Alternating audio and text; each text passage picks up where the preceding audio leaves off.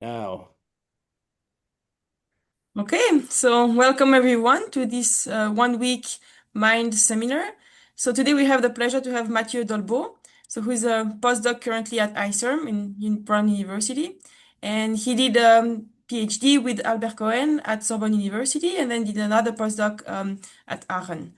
And his research area, there are several of them, but including approximation theory, optimal recovery, random sampling, reduced order modeling, and so on. And today he will talk about constructive discretization and approximation in RKHS. yep. Please. Okay, so thank you for the introduction. And first of all, well, thank you for the organizers. It's a pleasure to talk in this seminar series. And I'll be talking mostly about recent work. Well, it appeared on Archive at the beginning of the week with Abdellah Chkifa from Fez in Morocco, David Krieg in Passau University in Germany, and Mario Ullrich, who's in JKU Linz in Austria. So, well, the setting is the following.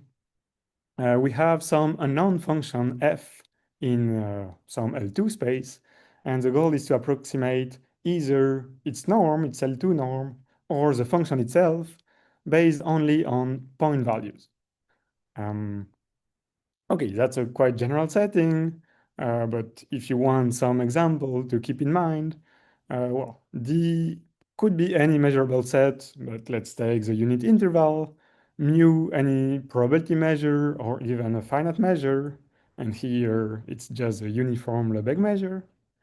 And what's important here is that we get to choose the measurements. So the points are chosen, and the question is how to optimize these points in order to get the best recovery of f, the best approximation of its norm under some assumptions, because of course we need some assumptions. And here, the main assumption is that f is well approximated in some finite dimensional subspace Vm, which is of dimension m. And here, well, we're in the overdetermined regime where we can choose more points, the number of points n can be larger than the dimension m of the approximation space. So on the right picture, you see, well, a function in blue, which is very smooth, so it makes sense to approximate it by polynomials. So the space Vm is just a space of polynomials, and the approximation in red is computed only from the point values. And well, this approximation could be stable or not depending on the number of points, where we place them, and how we reconstruct the polynomial approximation. So a good rule of thumb is to put more points at the endpoints of the interval to avoid oscillations because polynomials can oscillate. And the approximation is, of course, not perfect because the function we started with was not a polynomial, but it's good enough in an L2 sense. So we're trying to do this in a more general setting. The main objectives are the following. First, we would like to get a quadrature formula for the integral. So just approximating the integral of f squared by a weighted sum of the point values. And that, of course, can only be done for functions in the finite dimensional subspace.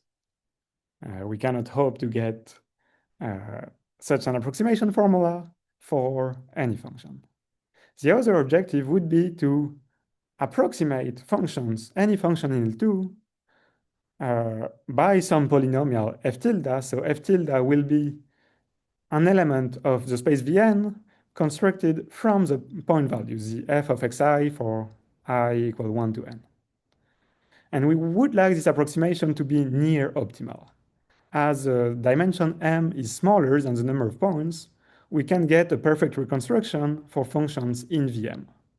But we also want some stability, which is that when f is not in Vm, only in L2, we would like near optimal reconstruction up to some constant. And well, there's another important case, which is when the set D is discrete. And here, well, taking a basis for the space Vm, we end up with an overdetermined linear problem which is to approximate the coefficients of f in the basis by some computed coefficients, which can only be computed by inverting a rectangular matrix of the basis functions evaluated at the points. Okay, but here, we allow infinite sets, infinite domains, and things will be a bit different to the matrix setting because of that. But for now, one quick observation. I said the first goal was only achievable for functions in VM. Actually, for the second objective, it's impossible to get a bound for any function in L2, just because point values of a function in L2 don't mean anything for approximating the function. So we should change this objective to something more reasonable, and one way of doing this is to add some randomness. Instead of deterministic point, we will choose random points. And here we look for a bound that's near optimal in expectation. And there's an equivalent of this expected error in terms of the discretization of norms. So if you look at the sum of weighted squared values at the points, you can think of this as a discrete norm, at least on functions of VM, which you can extend on any functions defined at the points xi. And now the discretization is some framing inequality between the discrete norm and the continuous L2 norm. For functions in VM, you can have inequalities up to constant. And we only care, in fact, about the lower bound, so showing that the discrete norm captures all the mass of a function in VM up to some constant. On the other side, for general functions in L2, you cannot have a lower bound, but it's possible to get an upper bound on its discrete norm in expectation. Okay, and why am I writing this weird first statement as a norm discretization inequality? It's because it will help me a lot in proving the approximation results that's below. And in fact, the first statement implies the second in the sense that if the first statement holds, and I just copy-pasted it here, then there is a reconstruction from the point values that achieves near optimality of the L2 error in expectation. And that reconstruction is trivial. It's only the least squares approximation of f. So you could have guessed it, well, it's just an overdetermined linear system. So we're only using least squares approximation, and that will be the case throughout the talk. The question that remains is how to choose a point, and that's a more difficult question. So, the least square approximation is only the projection of f onto VM, but with respect to that discrete norm, and not the continuous norm, which we cannot evaluate on f. We can write it as a minimization problem, and if the points are well chosen, then this problem has a unique solution, which is computed just by inverting a linear system. That's immediate.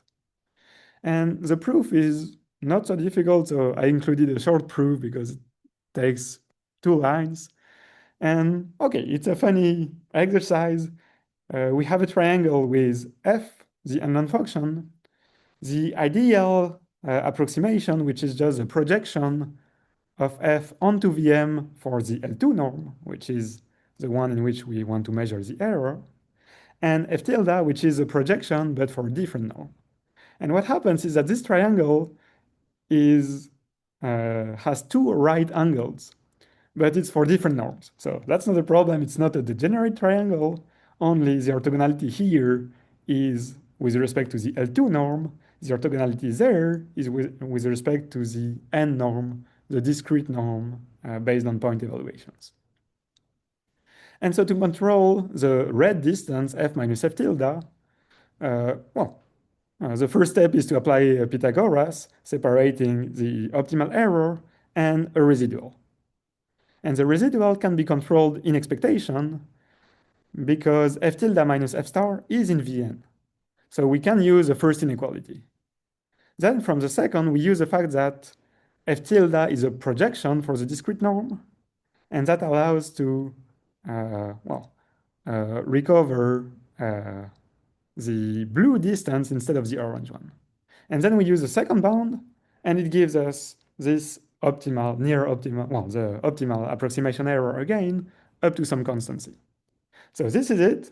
That's the proof that what I defined as a norm discretization bound in expected sense gives an L2 near optimal approximation also in expectation.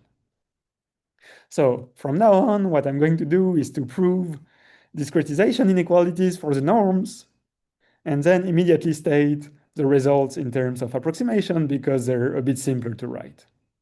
And one example of that was given by Cohen and Migliorati and later a bit improved by Aberstich, Nui, and Perrin, in which they say exactly the result that we want. So the expected L2 error between the unknown function f and its least square approximation is bounded by a constant times the best approximation of f in the space Vm.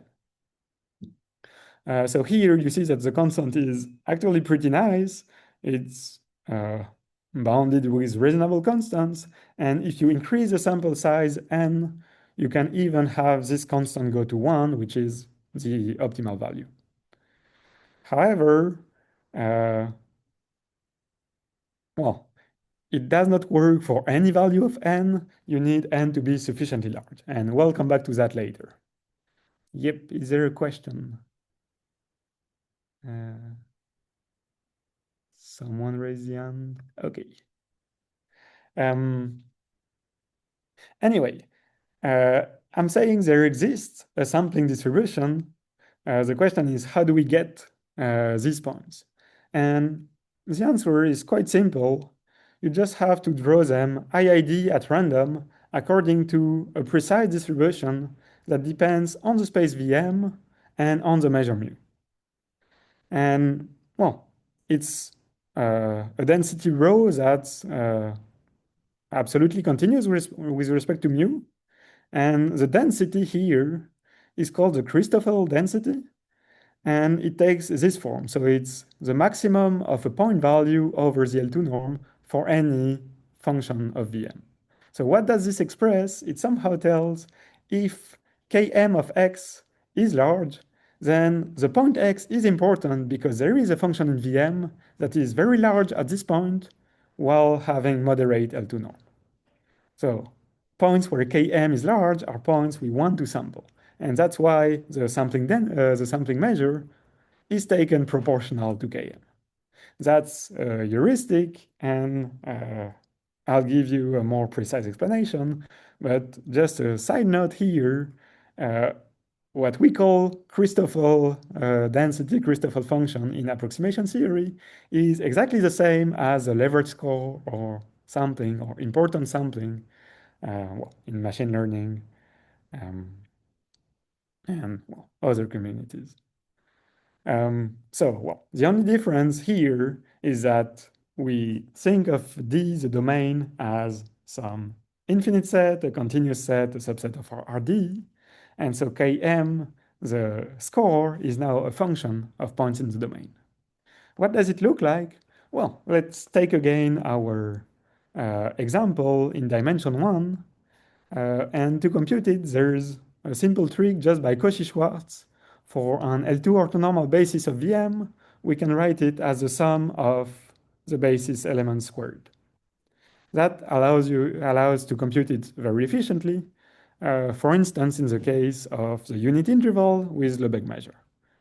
So here, the orthonormal basis for the polynomial space is just the Legendre polynomials, so a constant, a linear polynomial, then a parabola, etc. And you just compute the sum of the squares of these polynomials. This gives the red curve here, which is a bit wiggly because the AJs, in that case, are polynomials. So squaring them makes still polynomials. So Km itself is a polynomial. It's a bit oscillating. But what we see here is a general behavior which is that it starts looking, when M is large enough, to the arcsine density. So remember in the first slide that we had the Chebyshev points, which were a very good choice for interpolation and which are also a very good choice for least squares on the unit interval. Well, if we look at the density of the Chebyshev points, it gives, well, it's approximated because it's only points, but it converges to that arcsine density, so cosine of a uniform variable over 0 pi. And now what we see is that the two red curves are very similar. And it's not only that they look alike, as the degree of the polynomials m goes to infinity, when we look at the limit of km, we get exactly this. So here I'm taking different values of m equal 1 just gives a constant function, m equal 2, etc. And as m goes to infinity, the Christoffel densities converge pointwise to this arcsine density, which is the density of Chebyshev points. So here the point is that density that comes out of a theorem, that's the Levert score, is the one we expect to have in the case of the unit interval because we knew of the Chebyshev points. And now the question is, what happens to this density? What should be the right sampling density for more general domains? Let's look at 2D examples.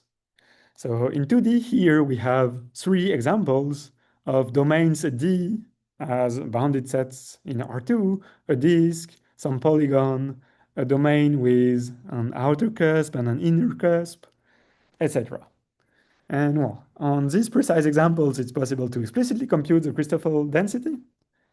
And that's the color plot, the color shades here. So in blue, its values close to 1, but next to the boundary of the circle, it has order 10 for, well, a degree which is in the hundreds.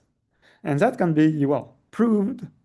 Okay, yep. Okay, better that way. So the Christoffel function for a bounded smooth domain like the disk, it is bounded uniformly by square root of the dimension m. So if m was in the hundreds, we get values in the tens in the middle. But if the domain is more singular with corners, for instance, then the uniform bound becomes of order m. And here we get values in the 200s. And if there are outer cusps, it's even worse. The Christoffel density is super peaked around this point. Here it takes values of order m squared. So 10 to the 4 almost. Okay, and there are different ways of interpreting this. The first one is recalling the definition of the Christoffel density. What happens here at this cusp, for instance, is that there could be a polynomial that's very small in average over all the domain, but extremely peaky here, and then it will have a very high value at the cusp, but a moderate L2 norm over the domain. What this means is, if we're doing approximation with polynomials on a domain like this one, we need to sample a bit everywhere, but much more near the cusp and near the corners. Because at this point, polynomials can oscillate much more, and so we need much more spatial accuracy. So that's what the Christoffel function is for. And it's very important here to keep in mind that the result works, the error bounds work if the samples are taken according to the Christoffel function. If they were uniformly sampled, then we would get large oscillations, and this would have some impact, actually a huge impact, on the L2 error. So taking uniform samples would not work on these examples unless we take very large values of n. Like the value of n should be the optimal value m times the uniform bound on the Christoffel function. So it could be of order m squared, m cubed before we get a convergence, a reasonable convergence. Okay, And here I said it was possible on simple geometries to compute exactly what the Christoffel function looks like. It's actually possible to compute the Christoffel function or an approximation of it on more general domains. And well, Ben Adcock did a lot of work in that direction with different methods. So for general domains, using frames, so seeing the domain as a subset of the square, for instance, here, and using a basis on the square, etc. Or more recently, with iterative methods that will compute the Christoffel function recursively by improving the accuracy at each iteration. Okay, and now where does this Christoffel function come from in the analysis? Well, to look at this, one has to, well, do a bit of algebra, and in that case, look at concentration inequalities. So if we have the space Vm that's fixed and some L2 orthonormal basis, then any function in Vm can decompose into coefficients in that basis. And what we want is to compare the L2 norm and the discrete norm. Well, the L2 norm is just the Euclidean norm of the coefficients, and the discrete norm can be written as some inner product on the coefficients with a matrix A that's called the Gram matrix, because its components are in fact the discrete inner products of the L2 orthonormal basis functions. So it's a matrix whose entries are all inner products. And well, in that case, it can be written very simply as a sum of rank 1 matrices. So each rank 1 matrix is a weight, a positive weight, times a vector, times the transpose, so a row vector, with each of these vectors being, well, the basis evaluated at one of the points. Okay, so what we need to do is to compare the two norms. And for that, it's important to see what are the eigenvalues of A and how close it is to the identity, because if it were the identity, then the two norms would coincide exactly. And here comes the concentration inequality I was mentioning. It's in the case of matrices.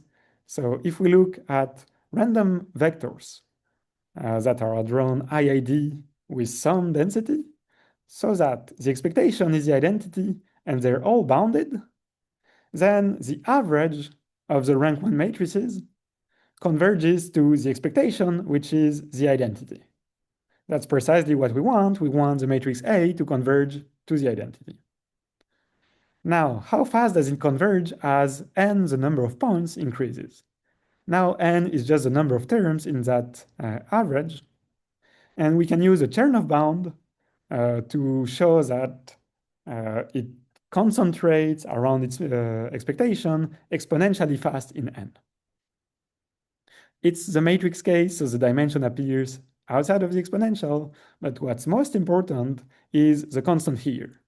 We need all of the individual vectors to be bounded in L2, and that's because, well, for any kind of concentration inequalities, we need each of the contribution to be small compared to the overall sum, so that one of the random effects does not disturb the average. And so we need some uniform upper bound on the weights times the basis function evaluated at points xi. How do we do that? Well, the optimal choice is to take wi, the weight, inversely proportional to ai squared, so that capital M is now exactly of order m. And small m here is the optimal. We can see that by integrating here because a is an orthonormal basis. Which means that the weight should be the inverse of the Christoffel function I defined earlier, because ai squared over m is exactly the Christoffel function.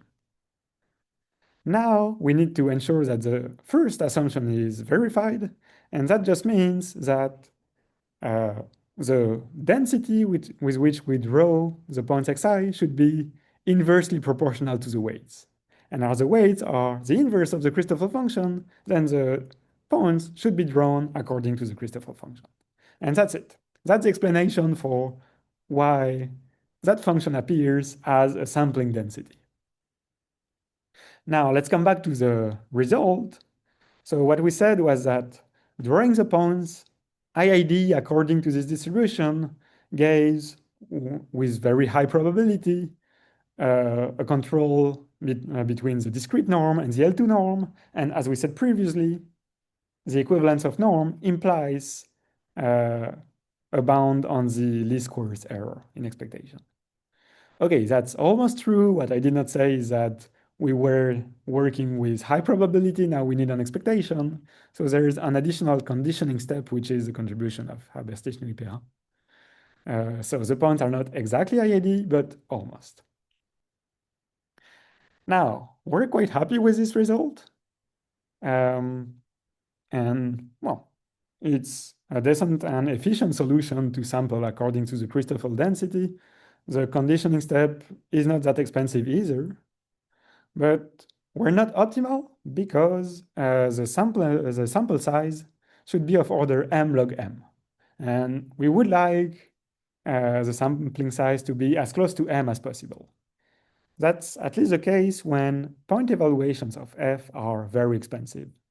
And well, the function f was described in some abstract setting, but think of it as the result of a simulation which depends on the parameters x, and running each of the simulation could be very expensive. So we really want to minimize the number of function evaluations.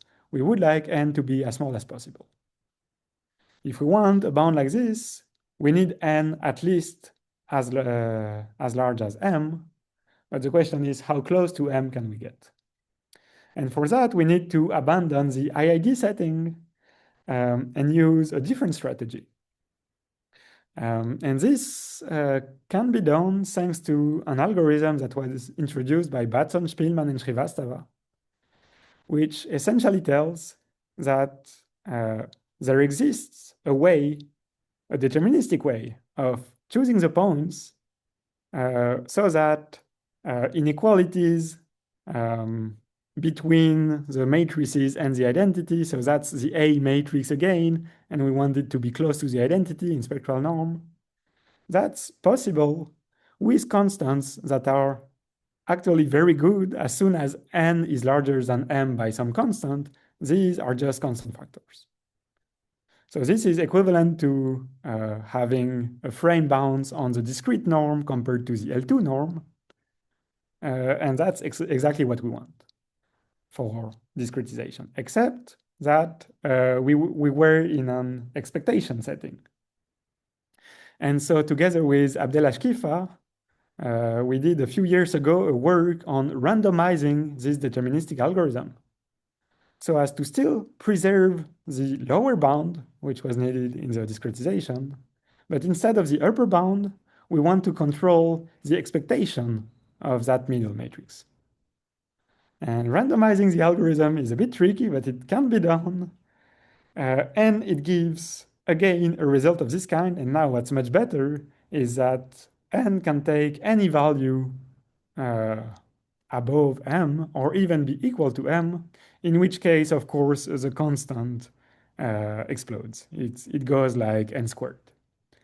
And this is due to the tiny improvement. Instead of m, we can improve it to m minus 1. And that allows for the case n equal to m, which is interpolation. So instead of least squares, we're taking exactly the right amount of samples, and we interpolate f at the points. So how does this algorithm work? Because it replaces the random sampling. It's preferable because it gives better bounds, better constants, but it's a bit more technical than IID sampling because one now needs to correlate the points. And I'll illustrate it on one example for, again, polynomials on the unit interval. So the way it works is the following. We want to select the points one by one in a greedy fashion. So each point is drawn according to a density that can depend on the previous points. The density for the first point is just the Christoffel density, the usual one. But once we draw a point here, we have information about the value of the function around that point. So we don't want to sample too close to the first point, which is why the density for the second point is a bit different. It has a hole around the first point, and it essentially says sample according to the Christoffel function, but not close to the first point, because that would be a terrible choice. We keep doing this, and then the third point gets further away from the first 2 points, etc., etc. I'm skipping some steps. We sample 10, 20, 40 points.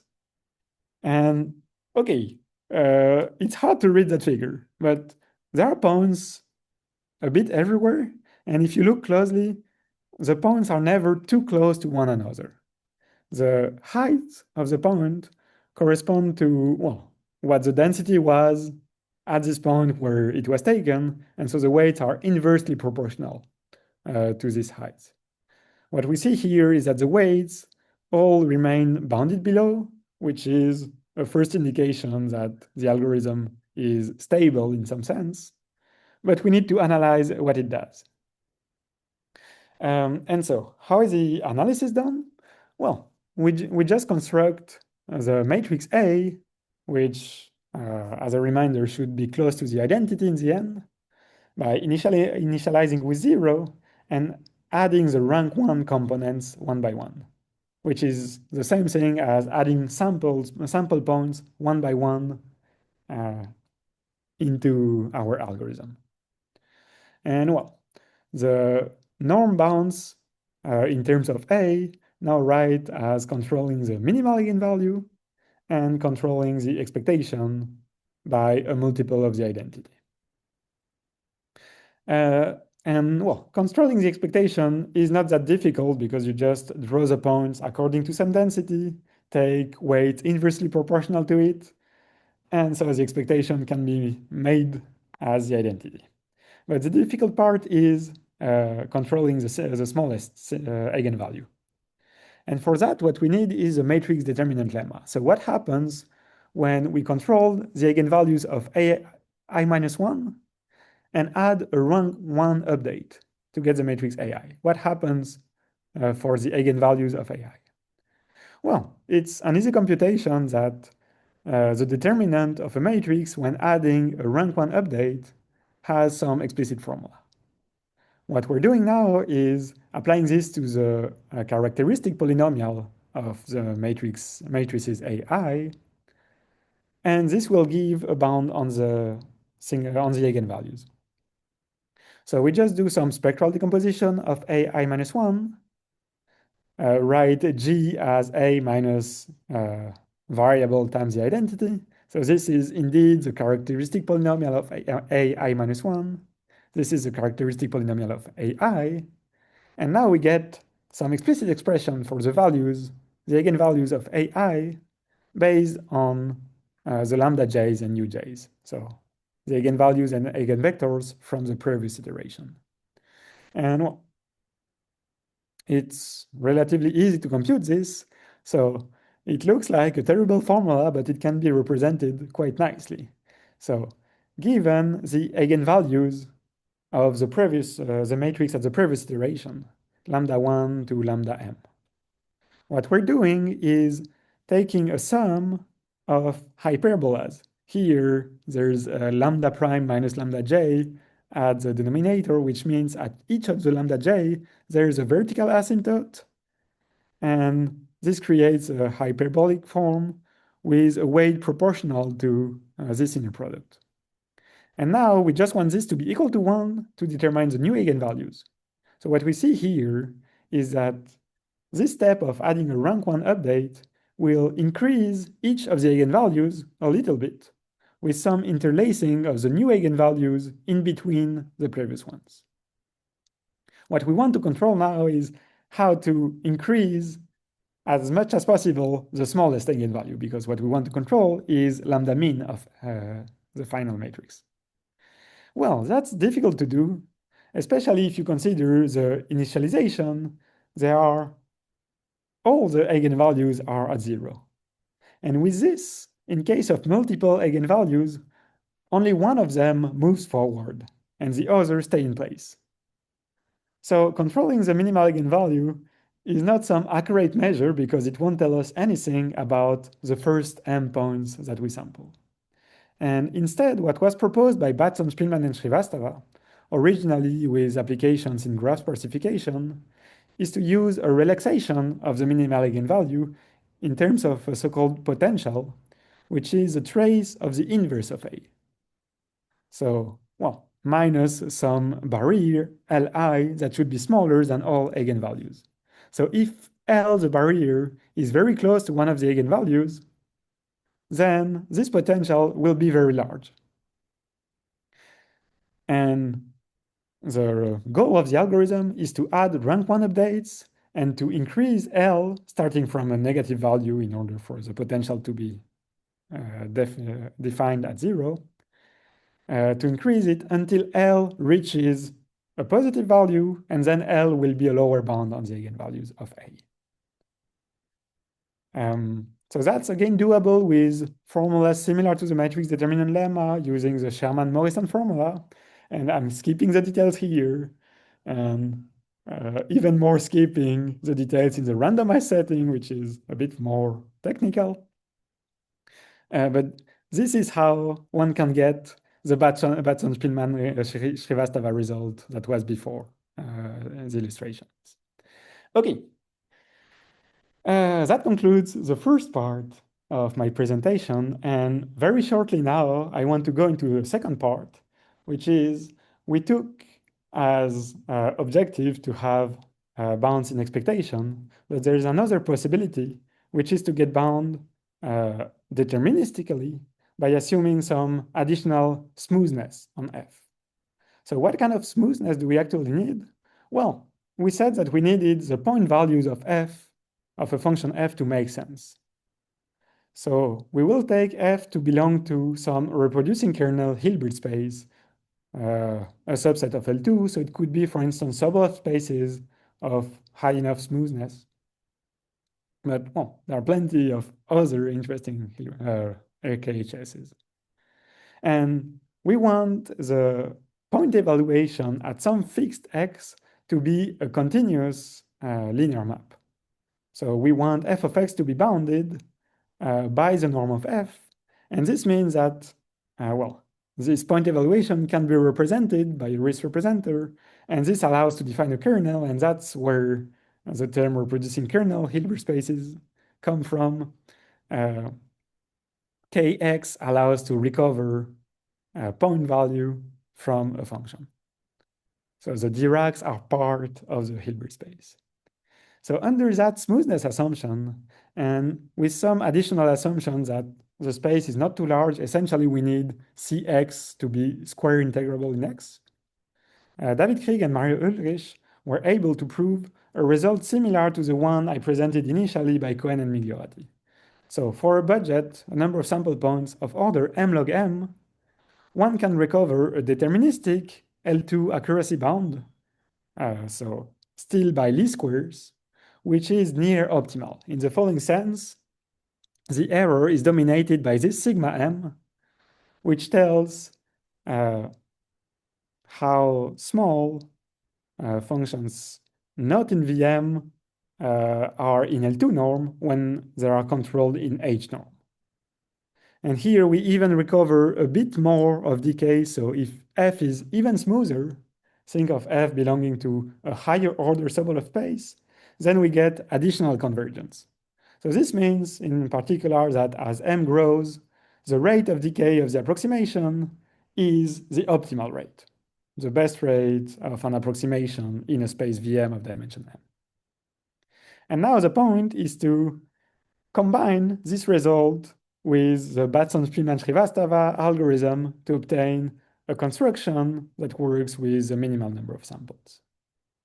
So I can finally give you the outline of the talk.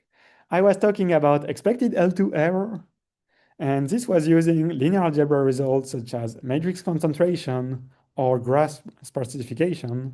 And I skipped the intermediate step, which was a stronger result, but not constructive with terrible constant, but which was a bit easier to implement in the case of approximation. Okay, so we've done all these columns, And now we're going to the deterministic bound, and the result by David Krieg and Mario Ullrich should be here. It's using a matrix concentration in infinite dimensions, so it's a different one. And the goal is to reach this last cell where we combine the deterministic setting with graph sparsification in infinite dimensional spaces. Okay, so back to the result by David Krieg and Mario Ullrich. What happens is that they needed IID sampling according to a different density, which is half of the Christoffel function of the space VM and half of some other kernel which describes what happens on the orthogonal of VM. So in order to get stability bounds, one need to control the tail of the approximation and to include this in the choice of the points. And this is done with the second term here. So BK here is an H-orthonormal basis of VM on perp, which means that the L2 norms of the BK are decreasing. And if the RKHS is sufficiently smooth, then the L2 norms are summable. And that's equivalent to the finite trace of the kernel. Okay, and that was the assumption that they used. And what we want to do is a greedy algorithm that somehow mimics this density, but in a greedy fashion. To do so, we need to extend the result by Batson, Spielman, and Srivastava. So remember that it was written this way. It only worked for vectors in fixed dimension M and gave upper and lower bounds. What we need now is to have lower bounds for the basis A and upper bounds for the different matrix, the different basis, the basis B of VM perp. And that was actually done by Boutsidis, Drinias, and Magdon Ismail. And that's what they call dual set spectral sparsification because, well, there are now two families of functions, well, or vectors in the case where D is finite. And we get a lower bound on the minimal eigenvalue of the sum with A's by the first constant here and an upper bound by the other constant. And here they even allow different dimensions. So the basis A still has dimension m. We only need n to be larger than m, than small m. But the basis B could have larger dimension, capital M. And that only affects the upper bound. So that's better, but still not quite the result we're looking for because in our setting, the basis B is infinite because it's a Hilbert basis for an infinite dimensional RKHS. So having m going to infinity here deteriorates the upper bound and we cannot say anything. What we were able to prove is that you don't need actually the dimension m if you have some decay of the basis B. So if the basis B is orthonormal in H norm, then it's the norms are summable, which means that this effective dimension, trace of J divided by its maximal eigenvalue, is finite. So that's smaller than the dimension because the trace is always bounded by dimension times a maximal eigenvalue, but it's finite even if considering infinite dimensional basis. And with that, we get exactly the same kind of result, still with tiny improvements here and there. But essentially, we arrive at the desired linear algebra result, which tells us that we control the discrete norm here by the L2 norm on the space VM, so with the basis. And we control the residual that is the basis with the basis of the orthogonal of VM by some constant which is now finite. And with that, well, the application to norm discretization and to approximation of function follows quite immediately with well, the lemmas I presented earlier. So I want to finish with a few numerical examples what do the points look like for this algorithm?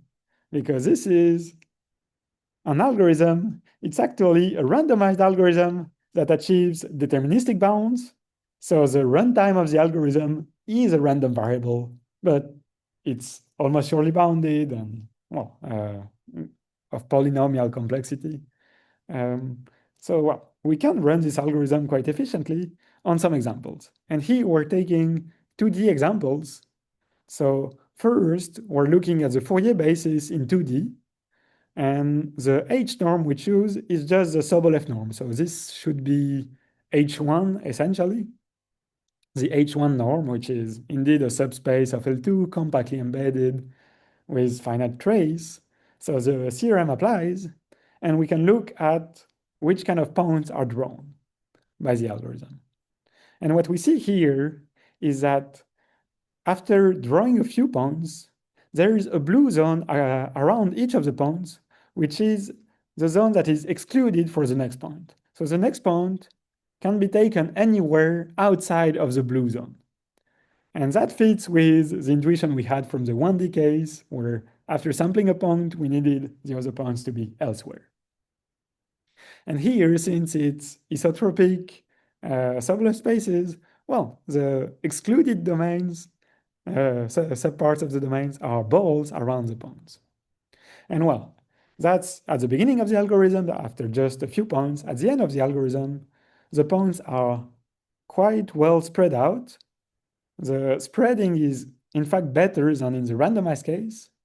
And there are still some small gaps, which are the allowed zones for the new points. So in the end, if we were to draw a new point, or the last point in the algorithm, it has to be in one of the white zones, where there are not that many samples. What if we change the norm? So if we, instead of isotropic Sobolev spaces, we look at mixed smoothness. So mixed smoothness means we penalize the product of the coefficients in both directions. What this means in terms of derivatives is that here we're not controlling just the dx1 and dx2 direction separately. We also control the direction, the cross direction, so the derivatives with respect to x1 and with respect to x2. So that enforces the functions